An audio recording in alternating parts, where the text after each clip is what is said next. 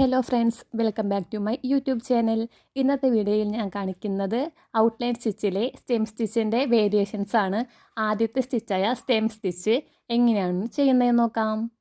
ഇവിടെ ഞാൻ 3.5 നൂലാണ് സൂചിയിൽ കോർത്തെടുത്തിട്ടുള്ളത്. ഇനി എങ്ങനെയാണ് സ്റ്റെം സ്റ്റിച്ച് ചെയ്യുന്നതെന്ന് പറഞ്ഞു തരാം. താഴെ നിന്നും മുകളിലേക്ക് സൂചി വലിച്ചെടുത്ത ശേഷം ഫുള്ളായിട്ട് വലിക്കുന്നതിന് മുമ്പായി ഈ സ്റ്റിച്ചിൻ്റെ നടുവിലേക്ക് സൂചി വീണ്ടും കോർത്തെടുക്കുക. അങ്ങനെ കണ്ടിന്യൂസ് ആയി ചെയ്ത് പോയിട്ടാണ് സ്റ്റെം സ്റ്റിച്ച് നമ്മൾ ഫുള്ളാക്കുന്നത്. വീഡിയോയിൽ ഞാൻ ഇത് ക്ലിയർ ആയി കാണിക്കുന്നുണ്ട്. ഇനി എന്തെങ്കിലും ഡൗട്ട് ഉണ്ടെങ്കിൽ വീഡിയോയുടെ സ്പീഡ് കുറച്ച് കാണുക, അല്ലെങ്കിൽ ഒന്നിൽ കൂടുതൽ തവണ കണ്ടു നോക്കി കഴിഞ്ഞാൽ നിങ്ങൾക്ക് ക്ലിയർ ആയിട്ട് തന്നെ മനസ്സിലാവും. ഇനിയും മനസ്സിലായിട്ടില്ല എന്നുണ്ടെങ്കിൽ നിങ്ങൾ കമൻറ്റ് സെക്ഷനിൽ ചോദിക്കുകയാണെങ്കിൽ ആ ഭാഗം ഞാൻ വീണ്ടും ഷോർട്സ് ആയിട്ട് വീഡിയോ ചെയ്ത് കാണിക്കാം. ഇവിടെ ഞാൻ വീഡിയോയിൽ ചെയ്ത് കാണിക്കുന്നതിനായിട്ട് ആങ്കറിൻ്റെ നൂലാണ് എടുത്തിട്ടുള്ളത്. നിങ്ങളിപ്പോൾ ചെയ്ത് പഠിക്കാനാണെങ്കിൽ ആങ്കറിൻ്റെ നൂല് വാങ്ങണമെന്നില്ല. രംഗോലിയുടെയോ അങ്ങനത്തെ നൂലുകളൊക്കെ വാങ്ങുകയാണെങ്കിൽ പൈസ 5 രൂപയും താഴെയായിട്ട് കിട്ടും. ആങ്കറിൻ്റെ നൂലിന് 10-12 രൂപയാണ്.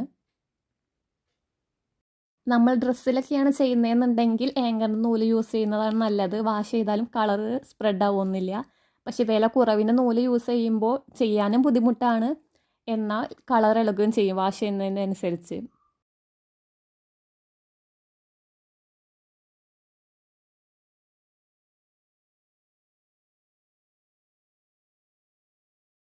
ഇപ്പോൾ സ്റ്റെം സ്റ്റിച്ച് ചെയ്ത് കഴിഞ്ഞിട്ടുണ്ട്. നമ്മൾ മുമ്പ് ചെയ്ത വീഡിയോയിലൊക്കെ ചെയ്ത പോലെ തന്നെ താഴോട്ട് സൂചി കുത്തിയിട്ടതിന് ശേഷം കെട്ടിടേണ്ടതാണ്.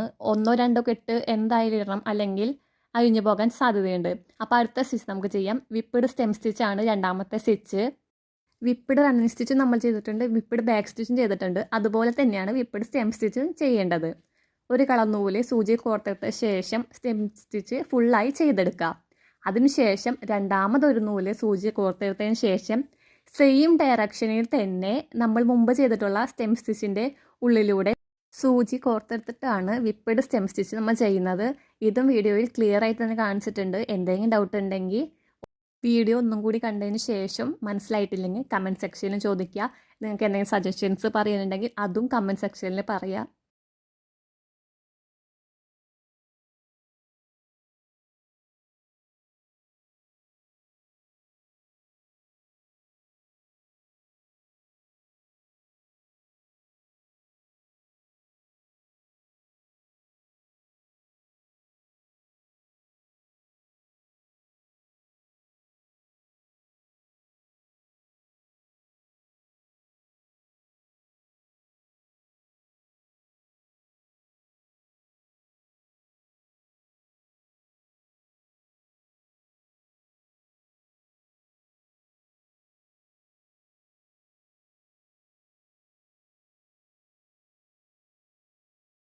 അടുത്ത സ്റ്റിച്ച് കേബിൾ സ്റ്റെം സ്റ്റിച്ചാണ്. ഞാൻ സൂചിയിൽ 6 നൂലാണ് കോർത്തെടുത്തിട്ടുള്ളത്.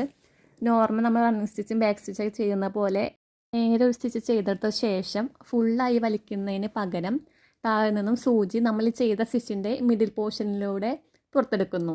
അതിനുശേഷം വീണ്ടും സ്ട്രെയിറ്റ് ആയിട്ട് ഒരു സ്റ്റിച്ച് ചെയ്ത ശേഷം ഈ സ്റ്റിച്ച് ആരംഭിച്ച സൈഡിൽ നിന്നും തന്നെ വീണ്ടും സൂചി കുത്തിയെടുത്ത ശേഷം വീണ്ടും സ്ട്രെയിറ്റ് ആയിട്ട് സ്റ്റിച്ച് ചെയ്തുകൊണ്ടിരിക്കുക. വീഡിയോ ഞാൻ കറക്റ്റായി കാണിക്കുന്നുണ്ട്. മനസ്സിലായില്ലെങ്കിൽ കമൻറ്റ് സെക്ഷനിൽ ചോദിച്ചു കഴിഞ്ഞാൽ ഞാൻ വീണ്ടും ഒരു വീഡിയോ ആയിട്ട് ക്ലിയർ ആയിട്ട് പറഞ്ഞു തരാം. സ്റ്റെം സ്റ്റിച്ചും കേബിൾ സ്റ്റെം സ്റ്റിച്ചും തമ്മിലുള്ള വ്യത്യാസം എന്താണെന്ന് വെച്ചാൽ, കേബിൾ സ്റ്റെം സ്റ്റിച്ചിൽ 2 സ്റ്റെം സ്റ്റിച്ചുകൾക്ക് മുകളിലായിട്ടാണ് സെൻറ്ററിലെ സ്റ്റിച്ച് വരിക. ഇതിൽ ശ്രദ്ധിക്കേണ്ട മറ്റൊരു കാര്യം എന്താണെന്ന് വെച്ചാൽ, നമ്മൾ ഓരോ സ്റ്റിച്ചും ചെയ്തെടുക്കുമ്പോഴും നൂല് മുകളിലേക്ക് ഇടുന്നതിന് പകരം താഴോട്ടാണ് ഞാൻ ഇടുന്നത്. അത് ശ്രദ്ധിച്ച് തന്നെ ചെയ്യണം, എന്നാലാണ് സ്റ്റിച്ച് ശരിയായിട്ട് വരികയുള്ളൂ. സ്റ്റെം സ്റ്റിച്ച് ഔട്ട്ലൈൻ സ്റ്റിച്ചിലെ ഒരു സ്റ്റിച്ചാണ് ഞാൻ വീഡിയോയുടെ തുടക്കത്തിൽ പറഞ്ഞിരുന്നു. ഈ സ്റ്റിച്ച് കൂടുതലായി യൂസ് ചെയ്യുന്നത് നമ്മൾ പൂക്കളൊക്കെ തയ്ക്കുമ്പോൾ അതിൻ്റെ സ്റ്റെമ്മായിട്ട് തന്നെയാണ് യൂസ് ചെയ്യാറ്. പിന്നെ ഡ്രസ്സിലൊക്കെ കൂടുതൽ വർക്ക് ചെയ്യുമ്പോഴും ഞാൻ സ്റ്റെം സ്റ്റിച്ച് തന്നെയാണ് കൂടുതലും യൂസ് ചെയ്യാറുള്ളത്. കാരണം പെർഫെക്ഷൻ ആയാലും കാണാൻ ഭംഗിയായാലും ചെയ്യാൻ എളുപ്പമായാലും ബാക്ക് സ്റ്റിച്ചിനേക്കാളും കൂടുതൽ സ്റ്റെം സ്റ്റിച്ച് തന്നെയാണ് നല്ലത്.